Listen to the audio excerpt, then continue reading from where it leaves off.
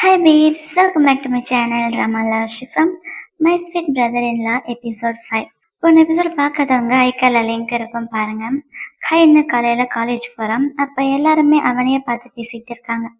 இது அவன் தான், இவனை பத்தி தான் அந்த போஸ்ட் அப்லோட் பண்ணியிருந்தாங்க. பாக்குறதுக்கு நல்லா ஹேண்ட்ஸமா இருக்கான், ஆனா என்ன பண்றது, கேவா இருக்கான், என்ன பண்றது. சே, இந்த மாதிரிலாம் எப்படிதான் இருக்காங்களோ அப்படி இப்படின்னு எல்லாரும் இவனை பத்தி தப்பா தப்பா பேசிக்கிட்டு இருக்காங்க. இவன் காதல விழுந்தும் அதெல்லாம் கேட்காத மாதிரி போயிட்டு இருக்கான். இவன் ஆக்சுவலா ஆல்ரெடி அந்த போஸ்ட்டை பார்த்துட்டான் போல. அப்ப அவனுக்கு பிரின்சிபல் கிட்ட இருந்து கால் வருது. நான் வந்துட்டேன் சார், காலேஜ்ல தான் இருக்க அப்படின்னு சொல்ல, பிரின்சிபல் அவரை மீட் பண்றதுக்கு பிரின்சிபல் ரூம்க்கு வர சொல்றாரு போல. இதோ வரேன் அப்படின்னுட்டு இவன் போனை கட் பண்றான். அதே நேரம் பாவ் அவனோட கிளாஸ்க்குள்ள போறான். அவன் கிளாஸ்ல கிளாஸ்மேட் எல்லாரும் அவனே ஒரு மாதிரி பார்த்துக்கிட்டு இருக்காங்க. இவன் உட்கார போனா பக்கத்துல இருந்த பொண்ணு நகர்ந்து அந்த பக்கம் உட்காந்துடுறான். இவனுக்கு ஒண்ணுமே புரியல, இவனுக்கு இன்னும் என்ன நடந்துச்சுன்னு தெரியாது. அப்பதான் அவனோட போன் ஓபன் பண்ணி பாக்குறான். கைனோட ஒய்ஃப் இருக்கால, அவ ஒரு ஃபேஸ்புக் போஸ்ட் போட்டிருக்கான். அந்த போஸ்ட்ல தான், அதாவது அவனுடைய ஹஸ்பண்ட் கைனும் பாவும் லவ் பண்றாங்க, என்னுடைய ஹஸ்பண்டை இவ எங்கிட்ட இருந்து பிரிச்சுட்டா அப்படின்னு. அவங்க 2 பேரும் க்ளோஸா இருந்தாங்கல்ல, அந்த போட்டோஸ் எல்லாம் போட்டு போஸ்ட் பண்ணியிருக்கான். அதை பார்த்ததுமே பாவுக்கு செம்மையா டென்ஷன் ஆகுது. அதுல இருக்க கமெண்ட்ஸ் எல்லாம் அவன் படிக்கிறான். ஐயோ, இந்த கேஸ்லாம் ஏன் தான் இப்படி இருக்காங்களோ, மற்றவங்க குடும்பத்தை கெடுக்கிறதே உங்களுக்கு வேலை, இவன் மூஞ்ச பார்த்தாலே எனக்கு கோவமா வருது அப்படின்னு ரொம்ப நிறைய ஹேட் கமெண்ட்ஸா போட்டிருக்கு. இவெல்லாம் உயிரோடவே இருக்கக்கூடாது அப்படின்னு எல்லாம் கமெண்ட் பண்ணியிருக்காங்க. அப்ப அவன் அங்க இருக்க எல்லாரையும் சுத்தி முத்தி பாக்குறான். எல்லாரும் இவன் ஒரு மாதிரி பாக்குறாங்க. இவனுக்கு ரொம்பவே கஷ்டமாயிடுது. அப்ப அந்த ட்ரா அங்க வரான், அதான் கைனோட ஒய்ஃபு. பாவ கண்ணத்துல பலான்னு அரைஞ்சிடுறான். நீ சரி, நீ எல்லாம் ஒரு ஆம்பளையடா, என் புருஷன் என்கிட்ட இருந்து எடுத்துக்கிட்டேன், என் கல்யாணத்தையே கெடுத்துட்டேன், அது மட்டும் இல்லாம என் சிஸ்டர் இன்லாவோட பாய் ஃப்ரெண்டா வேற நடிச்சல, உன்னோட பிளானே இதுதான் இல்ல, நீ வேணும்னு தான் என் ஹஸ்பண்ட் டீச் பண்ற கிளாஸ்க்கு நீ சேர்ந்திருக்க, என் ஹஸ்பண்ட் என்கிட்ட இருந்து பிரிக்கிறதுக்காகவே வந்தியா, எதுக்கு இந்த மாதிரி இருக்கு, எல்லாரும் இங்க பாருங்க, எனக்கு யாரும் நியாயம் சொல்ல மாட்டீங்களா, என்னை இப்படி ஏமாத்திட்டாங்க அப்படின்னு அவங்க டிராமா பண்ணிட்டு இருக்கான். அப்ப கைன் அங்க வரான். வந்துட்டு அவன் பாட்டுக்கு பாவோட கையை பிடிச்சி அங்கிருந்து கூட்டிட்டு போறான். அப்ப மறுபடியும் அவன் இன்னும் டிராமா பண்ணிக்கிட்டு இருக்க. பாவுக்கு டென்ஷன் ஆயிடுது. பாவ் திரும்பி நின்று டிராவை பார்த்து, நீ மட்டும் என்ன ஒழுங்கா, நீயும் அஃபேர் வச்சுக்கிட்டு இருந்ததானே அப்படின்னு சொல்ல, அஃபேரா, எனக்கு எந்த அஃபேருமே இல்லையே அப்படின்னு ஒரு மாதிரி பயப்படுறான். இல்லையா அப்படின்னா, அன்னைக்கு உன்னை பைக்ல கூப்பிட்டு வந்தது யாரு அப்படின்னு கேக்குறான். அன்னைக்கு இவன் பாவ கிட்ட பேசிட்டு போகும்போது, என்னோட ரைடு வந்துருச்சு அப்படின்னு ஒரு பைக்ல ஏறி போவாள்ல, அப்ப இவன் அவங்க 2 பேரையும் பார்ப்பான். இவனுக்கு என்னமோ சந்தேகமா தெரியும்.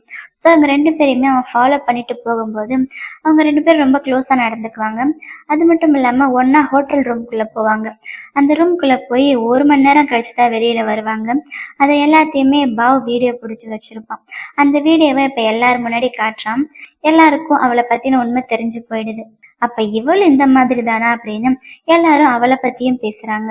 இல்ல இல்ல, இவன் போய் சொல்றான், இவன் வேணும்னு அந்த மாதிரி பண்ணியிருக்கான், இதெல்லாம் என் புருஷனோட தப்பு தான், என் புருஷன் 1 வருஷமா என்கிட்ட சரியாவே நடந்துக்கிறது இல்ல, அதனாலதான் நான் அந்த மாதிரி பண்ணேன் அப்படின்னு சொல்ல, நீ சும்மா போய் சொல்லிக்கிட்டே இருக்காத, இவனோட எக்ஸ் பாய் ஃப்ரெண்டு தானே, கல்யாணத்துக்கு முன்னாடி இருந்தே உனக்கு இவனை தெரியும், பின்ன எதுக்கு நீ கைனை கல்யாணம் பண்ணிக்கிட்ட, எல்லாம் காசுக்காகத்தானே அப்படின்னுட்டு கைன் பக்கத்துல இருந்து பாவோட கையை பிடிச்சு அங்கிருந்து கூட்டிட்டு போயிடுறான்.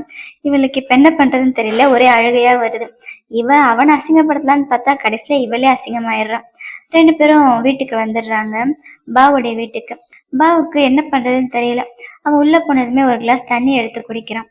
நீ கிளம்பு காலேஜ்க்கு அப்படின்னு சொல்ல, இல்ல என்னை வேலையை விட்டு தூக்கிட்டாங்க அப்படின்னு கைன்னு சொல்றான்.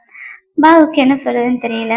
இனிமே இந்த நிலைமையில எனக்கு வேற யாரும் வேலை கொடுப்பாங்கன்னு எனக்கு தெரியல அப்படின்னு சொல்ல, அதுக்கு பாவ் சாரின்னு சொல்றான். என்னாலதானே உனக்கு வேலை போச்சு அப்படின்னு சொல்ல, நீ எதுக்கு சாரி சொல்ற, இது உன் தப்பு கிடையாது, இதை நானும் தானே கூட சேர்ந்து செஞ்சேன் அப்படின்னு சொல்ல, பாவ் திரும்பி அவனை பாக்குறான். அப்ப அவன் கன்னத்துல கை வச்சு, ரொம்ப வலிக்குதா அப்படின்னு கேட்க, பாவ் அழுதுகிட்டே இல்லைன்னு சொல்றான். அவனை கைனோட கணத்துல கை வைக்கிறான். 2 பேரும் பக்கத்துல கிஸ் பண்ண வராங்க அழுதுகிட்டு. அப்ப கைனுக்கு கால் வருது. காலோ டெக்ஸ்டோ என்னமோ வருது. அவன் அதை எடுத்து பார்த்துட்டு, நான் இப்போ போகணும், என் ஃபேமிலிக்கு எல்லாம் தெரிஞ்சு போச்சு அப்படின்னு சொல்ல, நான் வேணா உன் கூட வரவா அப்படின்னு பாவ் கேட்குறான். இல்லை வேண்டாம், எல்லாம் நானே ஹேண்டில் பண்ணிக்கிறேன் அப்படின்னு கைன் போறான். அப்ப பாவ் அவனை கூப்பிட்டு, நீ திரும்ப வருவல்ல அப்படின்னு கேட்க, அப்படின்னு மட்டும் சொல்லிட்டு அங்கிருந்து போயிடுறான். எங்க வீட்ல ஹூ என்ன ட்ராவோட ட்ரெஸ் எல்லாம் தூக்கி வெளியில போட்டு ஃபர்ஸ்ட் இங்க இருந்து வெளியில போ அப்படின்னு கோவமா திட்டிக்கிட்டே இருக்கான். நீ என்னடி என்ன வெளியில போக சொல்ற, நானே போக தாண்டி போறேன், இதெல்லாம் ஒரு குடும்பமா, உங்க குடும்பம் என்ன ஆக போகுது பாரு அப்படின்னு ரொம்ப கோவமா பேசிக்கிட்டே இருக்கேன். அப்ப கரெக்டா கைன் அங்க வந்துடுறான். கைன் செம்ம கோவமா வரான். ஓ, நீ வந்துட்டியா? ஒரு டீச்சர் அவனோட பிரதர் இல்லா கூட இந்த மாதிரி ரிலேஷன்ஷிப் வைக்கிறதெல்லாம் நல்லாவா இருக்குது, இதெல்லாம் ஒரு குடும்பமாடா அப்படின்னு அவன் மறுபடியும் கேட்க ஹூ எனக்கு கடுப்பாகுது. நீ ஃபர்ஸ்ட் இங்க இருந்து வெளியில போ அப்படின்னு ட்ராவோட கையை பிடிச்சி இழுக்கிறான். விடு, நான் தான் போறேன்னு சொல்றேன்ல, நீங்கெல்லாம் ஒரு குடும்பம், உங்க பேரண்ட்ஸ் உங்க 2 பேரும் நினைச்சு ரொம்ப பெருமைப்படுவாங்க அப்படின்னு நக்கலா சொல்லிட்டு அங்கிருந்து வெளியில போயிடுறான். அப்ப கைனுடைய அப்பா அங்க வராரு. செம கோபமா வராரு. வந்ததுமே கைனை அடிச்சிடுறாரு. உன்னாலதான்டா நம்ம குடும்பம் மானமே போச்சு, நீ எல்லாம் என்னோட பையனா, என்ன ஆச்சு உனக்கு அப்படின்னு ரொம்ப கேவலமா திட்டுறாரு. அதுக்கு அவன் சாரின்னு சொல்லிட்டு அழுகுறான். என்ன சொன்ன, சாரி சொன்னியா அப்படின்னு அவனோட ஷர்ட்டை பிடிச்சி அவனை மறுபடியும் மிரட்டுறாரு. கைனுக்கு என்ன சொல்றதுன்னு தெரியல. அப்ப ஹூ என்ன, அப்பா நான் சொல்றதை கேளுங்க, எல்லாம் ஏன் தப்புதான் அப்படின்னு அவளோட விஷயத்த பத்தி சொல்ல வரா. அதுக்குள்ள கைனு ஹூயன் எதுவும் சொல்லாத அப்படின்ற மாதிரி கண்ணு காட்டுறான்.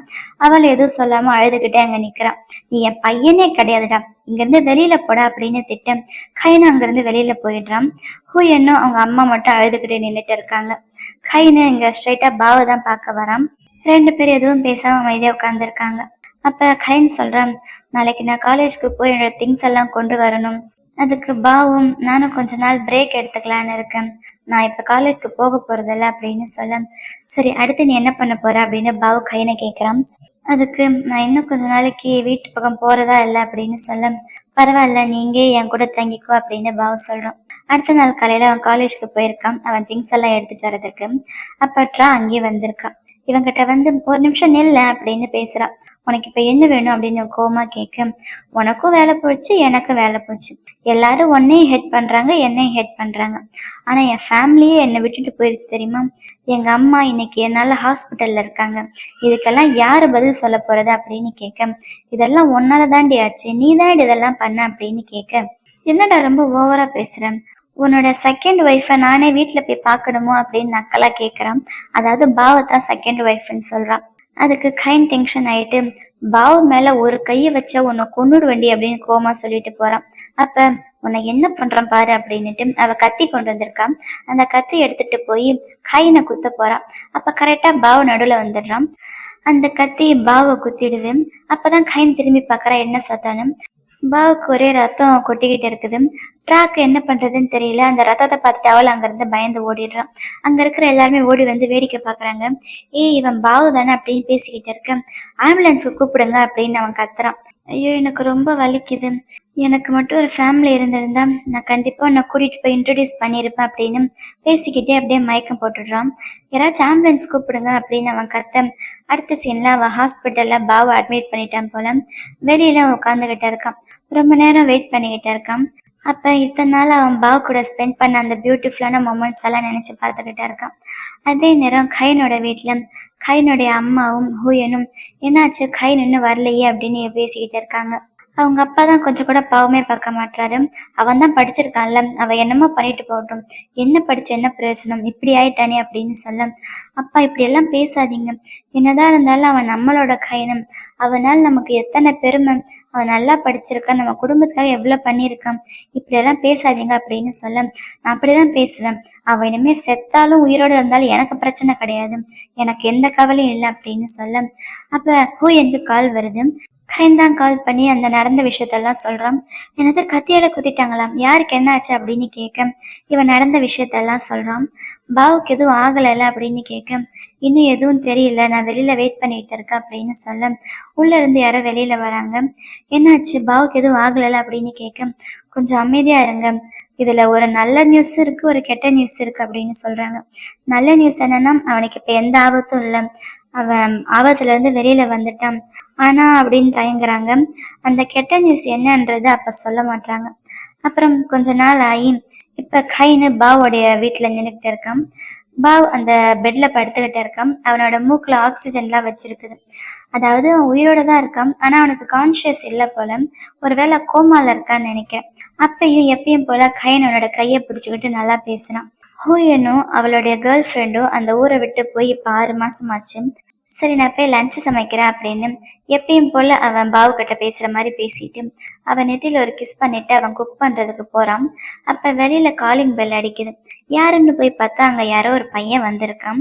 பாவ இருக்கானா அப்படின்னு கேக்குறான். நீங்க யாரு அப்படின்னு கேட்க, நீ யாரு அப்படின்னு அந்த பையன் இவனை கேக்குறான். நீங்க யாருன்னு ஃபர்ஸ்ட் சொல்லுங்க அப்படின்னு கைன் சொல்ல, நான் பாவோட எக்ஸ் அப்படின்னு சொல்றான். அதை கேட்டதுமே இவன் ஷாக் ஆகி பார்க்கறான். இதோட இந்த சீரீஸ் முடியுது. இந்த சீரீஸ்க்கு செகண்ட் சீசன் வந்தா நான் கண்டிப்பா அப்லோட் பண்றேன். இந்த வீடியோ உங்க எல்லாருக்கும் ரொம்ப பிடிச்சிருக்கும்னு நினைக்கிறேன். அப்படி பிடிச்சிருந்தா லைக் பண்ணுங்க. இதே மாதிரி இன்னும் நிறைய பிஎல் சீரீஸ் பார்க்கறதுக்கு மறக்காம நம்ம சேனலை சப்ஸ்கிரைப் பண்ணுங்க. Love you babes. பை.